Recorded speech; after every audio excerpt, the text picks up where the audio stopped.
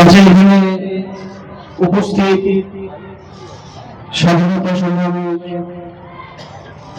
পরিবারবর্গ, এই সাধারণ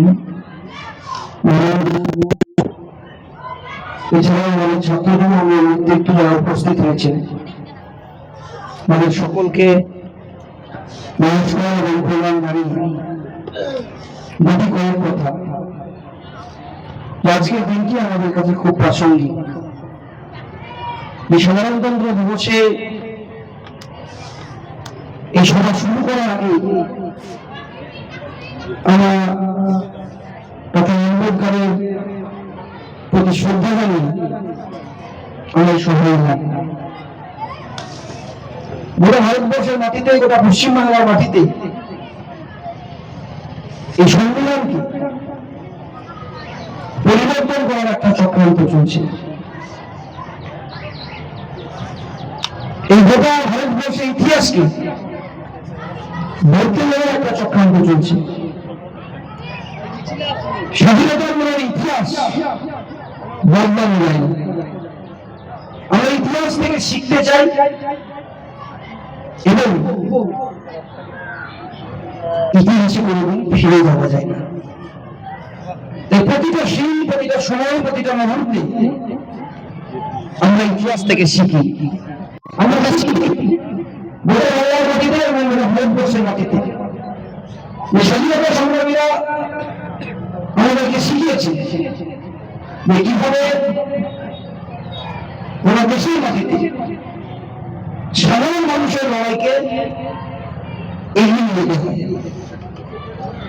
যে স্বাধীনতা সংগ্রামীরা দেশের জন্য গোটা জীবনটাকে দিয়ে দেবে, সংগ্রাম করে দেবে, দেশ স্বাধীন হবে।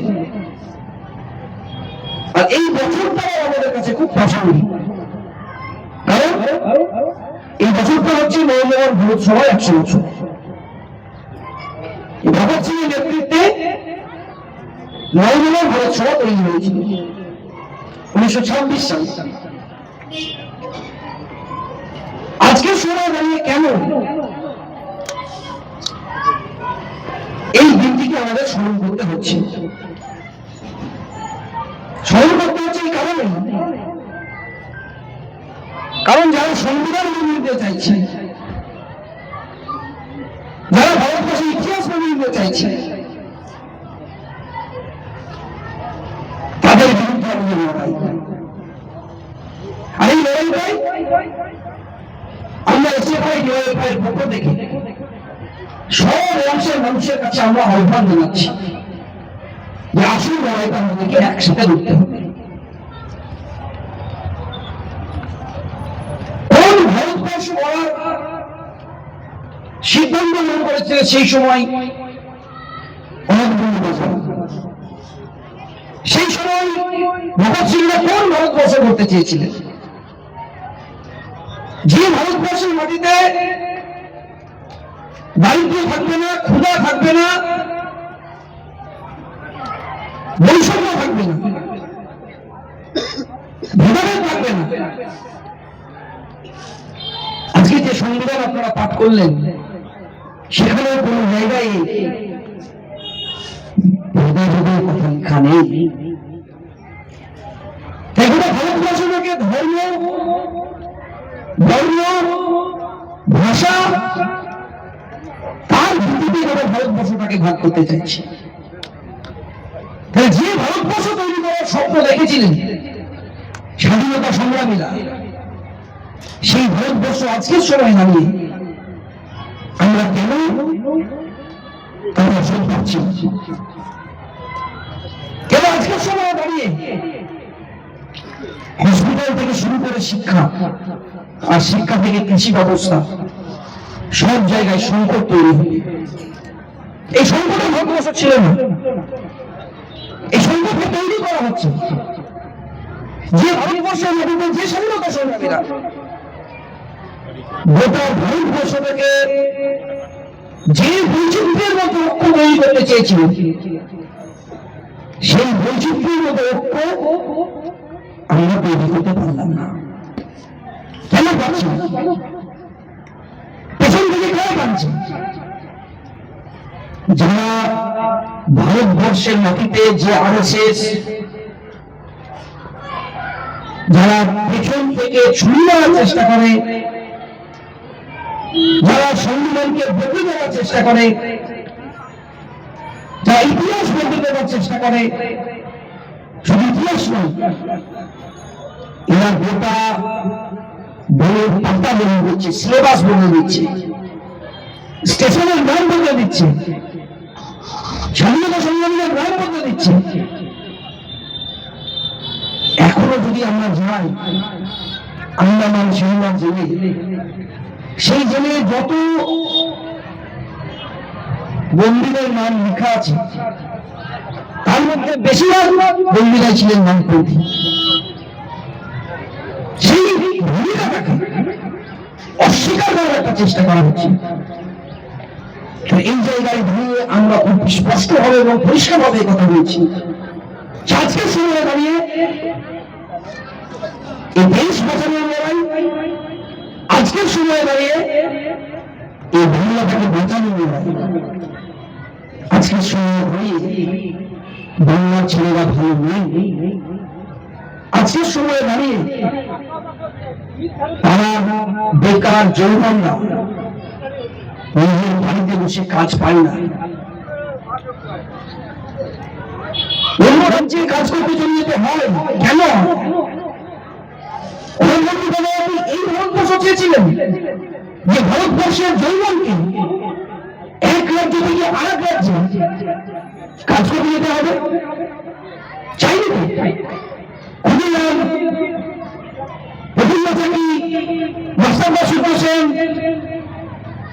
তারা কি চেয়েছিলেন যে বাংলার মাটিতে, যে মেদিনীপুরের মাটিতে বিদ্যাসাগররা ভোট দেখিয়েছিলেন, যে মেদিনীপুরের মাটিতে ক্ষুদিরাম বসুরা ভোট দেখিয়েছিলেন, সেই মেদিনীপুরের মাটিতে আজকে শিক্ষা কোন জায়গায় পৌঁছে গেছে?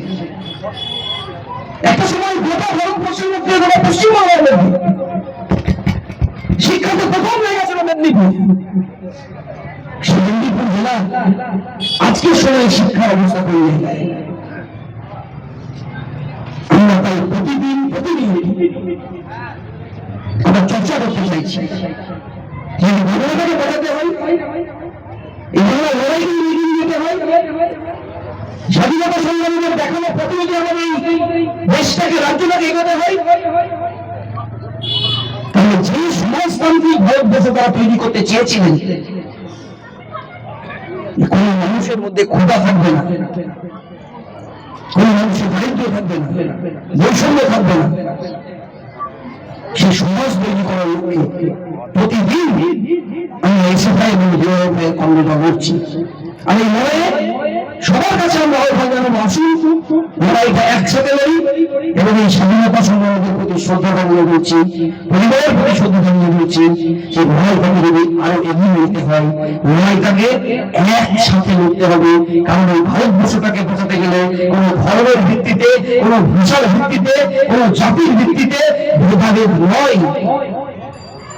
গোটা ভারতবর্ষ বাঁচানোর লড়াই, এই বাংলা বাঁচানোর লড়াই, এই গোটা বাংলাকে একটা ভালোবাসার বাংলা যদি তৈরি করতে হয়, সাম্প্রদায়িকতার বিষকে যদি উপরে ফেলতে হয়, যারা গোটা ভারতবর্ষের মাটিতে ধর্ম নিয়ে রাজনীতি করতে চাইছেন, কোথাও মন্দির তৈরি করতে চাইছেন, কোথাও মসজিদ তৈরি করতে চাইছেন, দেখবেন এই স্বাধীনতার আগেও এই বাংলায়, এই ভারতবর্ষের মাটিতে দেশ যখন স্বাধীন হয়নি, তখন ওই ভারতবর্ষের পশ্চিমবঙ্গের কোথাও মন্দির হতো, কোথাও মসজিদ হতো। মন্দির তৈরি করতে জনগণ, মসজিদ তৈরি করতে জনগণ, তাদের নিজের টাকা দিয়ে। কোনদিন এই ভারতবর্ষের অভ্যন্তরে কোনদিন রাষ্ট্র তার নিজের টাকা দিয়ে মন্দির মসজিদ তৈরি করে নাই। কারণ মন্দির মসজিদ তৈরি করার জন্য রাষ্ট্র তৈরি হয়নি। মন্দির মসজিদ তৈরি করার জন্য ডক্টর আম্বেদকররা সংবিধান রচনা করেননি। মন্দির মসজিদ জনগণ তৈরি করে, জনগণের টাকা দিয়ে। কিন্তু রাষ্ট্রের কাজ, সরকারের কাজ স্কুল তৈরি করা, কলেজ তৈরি করা, শিল্পের জন্য কারখানা তৈরি করা। কিন্তু আজকের সময়ে দাঁড়িয়ে একটার পর একটা কারখানা বন্ধ হয়, একটার পর একটা স্কুল বন্ধ হয়, আর কারখানা স্কুল বন্ধ হয়ে এই রাজ্যের মাটিতে নতুন করে মদের দোকানের কারখানা তৈরি হয়। বক্তা অন্ধকারা চাইনি এই ভারতবর্ষ দেখতে, সেই ভারতবর্ষের মাটিতে সবার শিক্ষা, সবার কাজ, আমাদের যেটা মূল দাবি, সেই সবার শিক্ষা, সবার কাজের দাবিতে প্রতিদিনের লড়াই, সেই লড়াইকে এগিয়ে নেওয়ার জন্য আমরা সব অংশের মানুষের কাছে আমরা দুহাত ধরে চাইছি, আপনারা আপনাদের হাত বাড়িয়ে দিন, আপনাদের দেখানো রাস্তাতেই আমরা যে চাইতে চাইছি, আমরা চলতে চাইছি, কারণ আপনাদের দেখানো রাস্তা ছাড়া আমরা চলতে পারি না।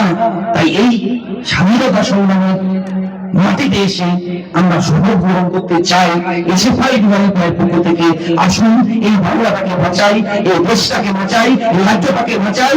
আর সমস্ত স্বাধীনতা সংগ্রামীদের প্রতি শ্রদ্ধা জানিয়ে আমি আমার কথা শেষ করছি। ইনকিলাব জিন্দাবাদ, ডিওয়াইএফআই জিন্দাবাদ।